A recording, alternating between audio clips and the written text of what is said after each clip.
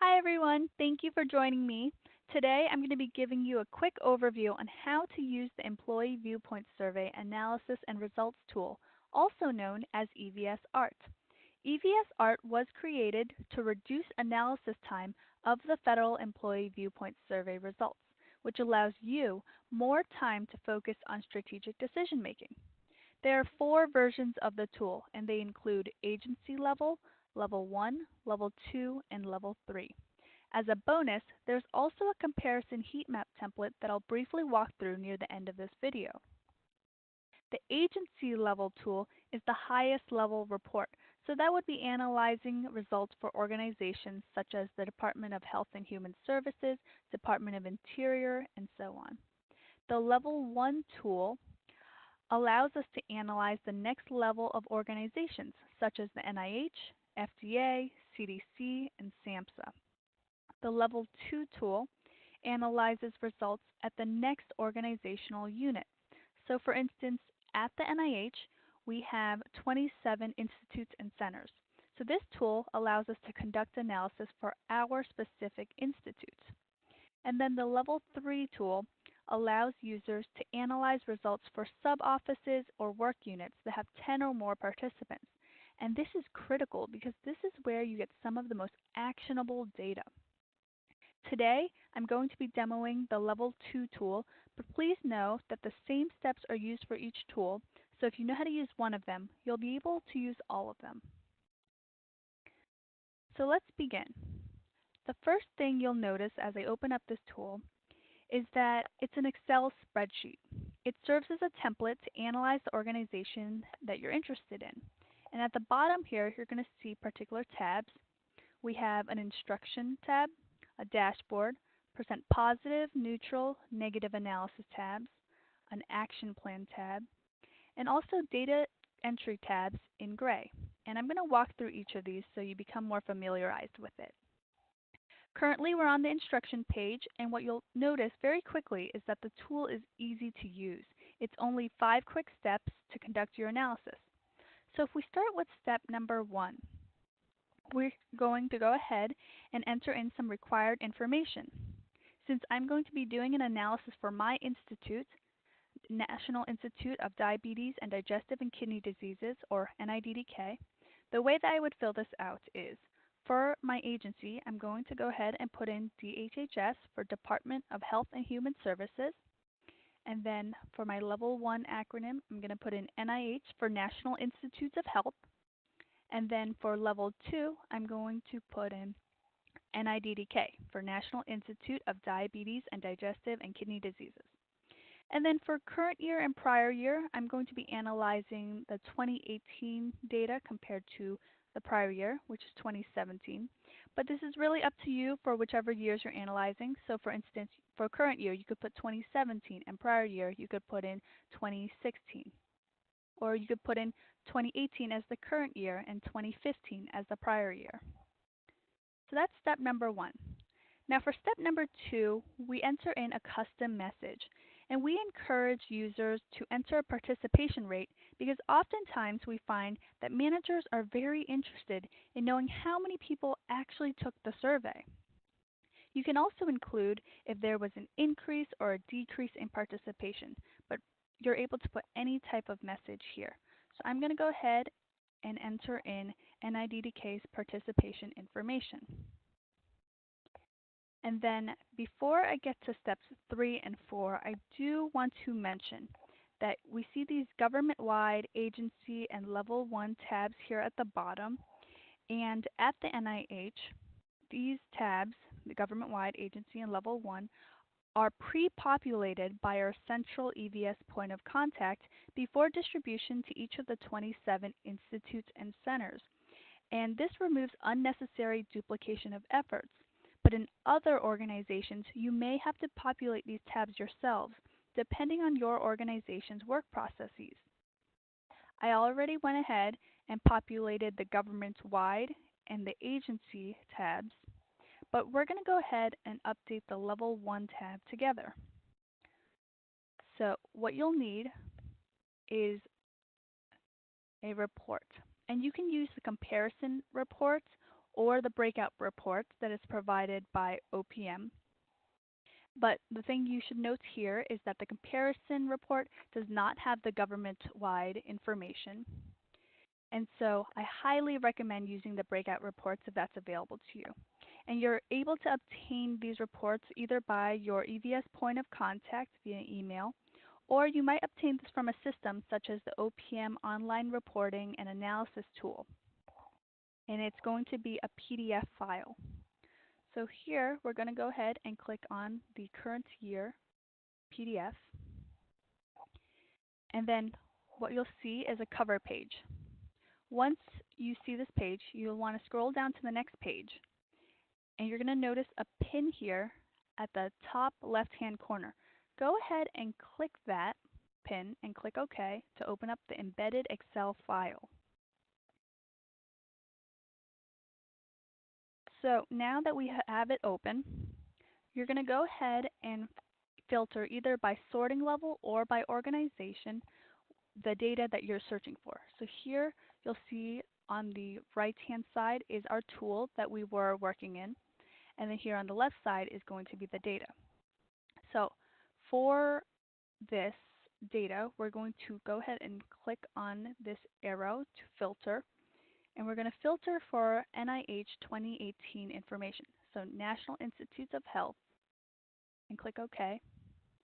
And what you're going to do now is you're going to copy and paste the results for questions 1 through 71 into the EVS ART template.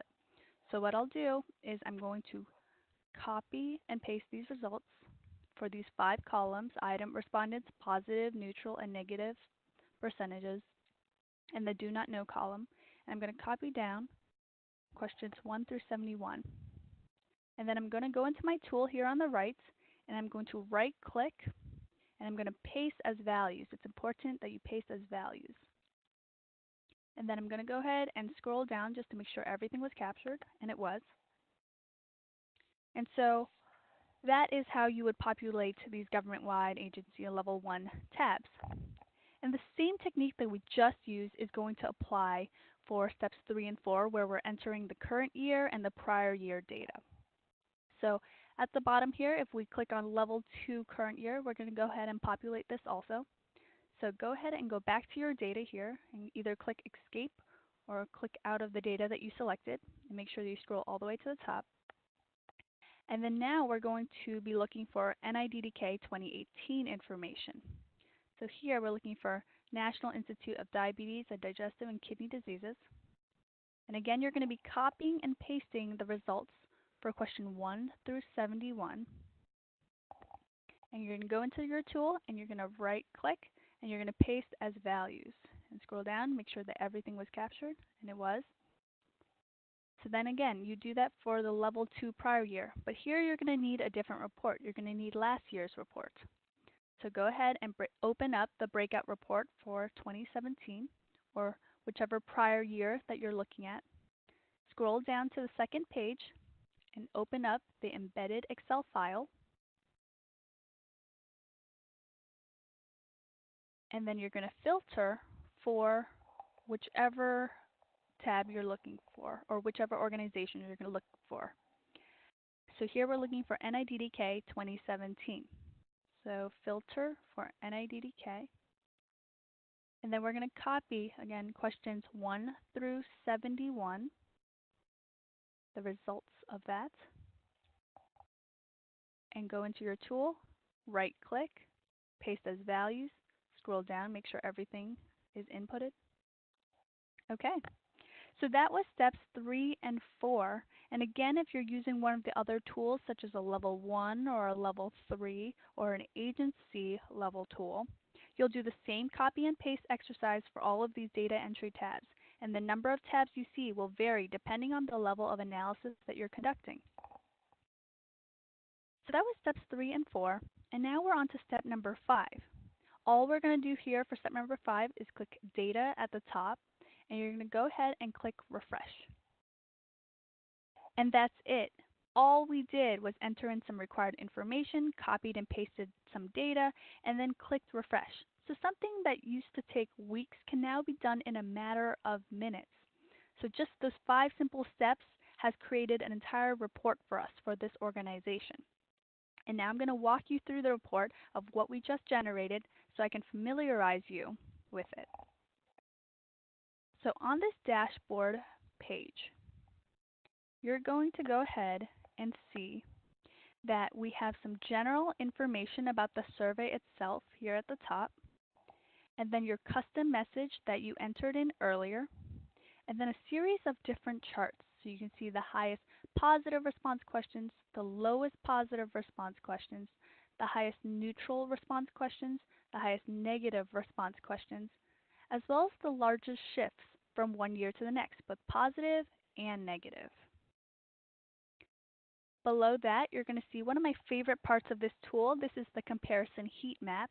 And what you see here is how your different parent organizations scored, as well as how your particular organization that you're looking at scored and how it scored the previous year, and then how the difference was in the prior year compared to the current year. So that's what you see in this column here.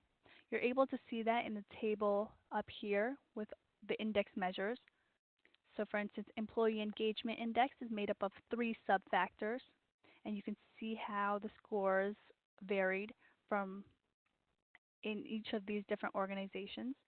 And you're able to see that for the different key categories also. So at a glance, you're able to see where the strengths are, where the weaknesses or challenges may lie, and it gives you this high-level overview of what to focus on. But it's possible that you may want to know about the details behind these numbers, and that's where the percent positive, neutral, and negative analysis tabs come into play. So I'm going to go ahead and show you this positive analysis tab. Here at the top, you're going to see some general information about the survey itself in terms of how OPM's guidelines are for classifying the different scores. So for instance, questions averaging 65% or more positive are going to be considered strengths. And so any question scoring below 65% is going to show up in this dark teal color, so it really grabs your attention as an area for improvement. And then questions between 65% and 80% are going to show up in this light blue color, because whereas OPM might not say that it's an area for improvements, it may be something that you're still interested in looking at, because we all want to strive for the 90%, 100%. Clear is going to be questions scoring 80% and above positive, and improvements or increases from the previous year are going to be shown in this light green color. Declines from the previous year are going to show up in this light red color. In this at a glance section here, this box, you're able to see how many questions were in each of these classifications based on your positive scores. The other thing you'll notice is that this worksheet is broken up by the different indexes. So for instance, here we see Employee Engagement Index, and you can see a definition underneath. You're also able to see the different sub-factors that make up Employee Engagement Index. So leaders lead, supervisors, and intrinsic work experience, they all make up this index, and they all have definitions underneath, as well as the questions that make up that sub-factor. On the right-hand side, you're able to see the average of all 3 categories. So essentially that means that for the Employee Engagement Index, this was the scores for the different parent organizations for your particular organization from one year to the next, and whatever that difference would have been. It is an Excel workbook, so if you hover over any of these questions that you see have a red tick mark, you're able to see what the question text is. So for instance, if I was curious what question number 60 was, I'm able to hover over it and see that it is the question corresponding to, overall, how good of a job do you feel is being done by the manager immediately or directly above your immediate supervisor? If you have questions that are scoring lower than 65% positive, such as here we're looking and we see question 33, it's going to show up in this dark teal color. And question number 67 it auto-populates in these boxes. And that's so that you can read through those boxes and see if there are any themes developing. So some indices you'll might notice are made up of 4 questions, whereas others are made up of 30 or more questions. So it's really nice to be able to see the questions organized in this manner. At the bottom of this page, you're also going to see the different questions organized by key categories. So for instance, the key category, My Work Experience, is made up of questions 1 through 19. And you're able to see how the different parent organizations, such as government-wide, DHHS, Department of Health and Human Services, NIH, how all of them scored, as well as how your particular organization from one year, the current year, to the previous year, how they scored and what that difference was. You can see that for each of the key categories, my units, my agency, my supervisors and team leaders, as well as the average of all of the different categories. Below that, we have all of the questions 1 through 71 organized under the different key categories. So you can see my work experience, my work units, my agency, my supervisors and team leaders, my leadership, and my satisfaction. And one thing I will note is that not only can you see the percent change from one year to the next, as you saw above, for each of the different questions, you also notice that some of these questions have a bold number in parentheses next to the question text. And that's because some questions influence more than one index measure. So if I were to hover over any of these, I can see that, for instance, question 53 impacts 3 different index measures, and I can see where it's going to impact me. So if this is a question that I'm scoring lower in, I might want to focus in on this a little bit more because it's impacting me in 3 different areas.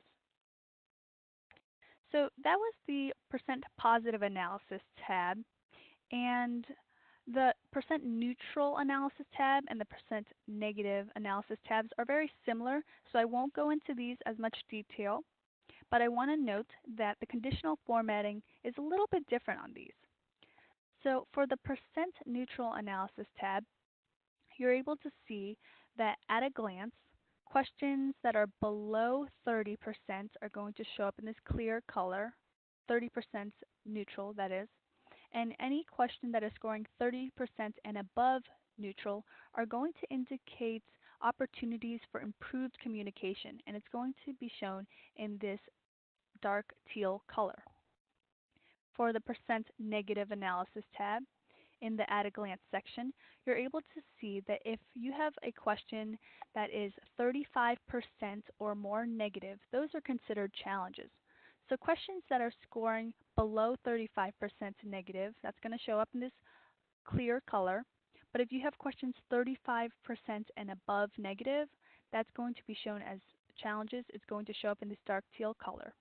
You'll also notice that light green colors are going to be improvements from the prior year, and declines or questions that had worsened from the previous year are going to show up in this light red color. So for instance, we notice here that this is a negative number, negative 1.7%. That means your negative score went down. So we're making this assumption that if your negative score went down, that's a good thing. And so that's why it's showing up in this light green color.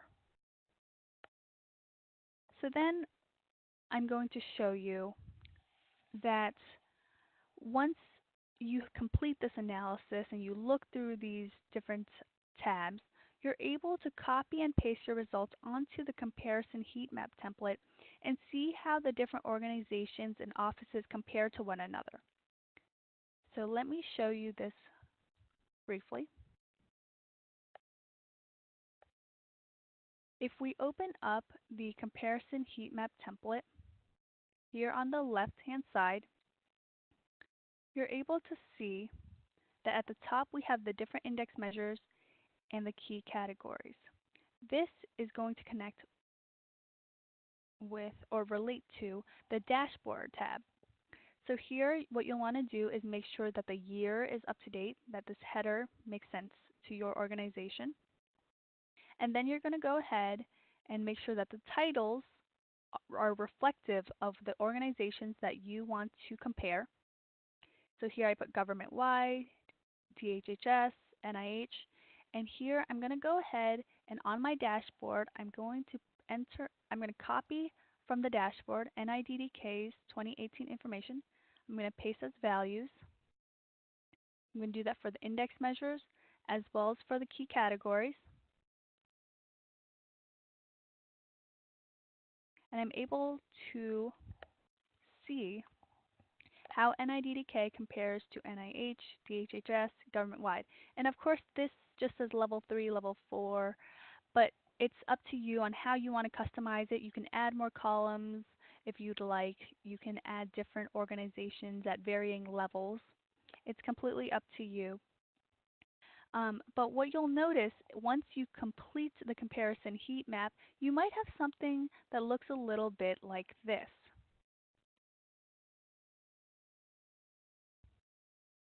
So you get a more complete picture of your particular organization.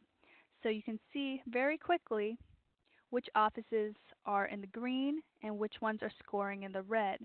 And from that, you might want to add some additional resources or have a deeper discussion as to why that's occurring and what solutions you can take to address it. Sometimes organizations are scoring in red because they're undergoing some type of change management or transition, and that's reflective in the scores. The other thing is, for instance, if you look at this comparison heat map and you're noticing that, for instance, Office F is not doing so well, but Office E is doing really well, perhaps Office F can benchmark with Office E to learn about some of their best practices. The other use for this is if you see a particular subfactor that is underperforming compared to the others, you're able to perhaps introduce a broader initiative that addresses that one subfactor rather than the entire index measure. And you can look at the different questions that are impacting that particular subfactor. So it really allows you to narrow down your focus areas, and it's the first step to seeing what you should be addressing. So then going back to our tool that we conducted for NIDDK, we have this action plan tab. And the thing I want to say about this is that we've looked at the data and that's incredibly easy to use and it's efficient, but this is where the important part comes into play. It's wonderful to be able to see your data more quickly, but the true impact of the EVS is that we can take this data and transform it into meaningful employee-based initiatives and programs. The Action Plan tab is a great launchpad to begin this process. So in this tab of the tool template, offices can create their own focus areas or they can use a focus area that was determined by OPM guidelines. So here, for instance, if I wanted to have a focus area called empowerment, I can go ahead and type in empowerment. And then here, I can enter in any questions that I feel like correspond to that focus area.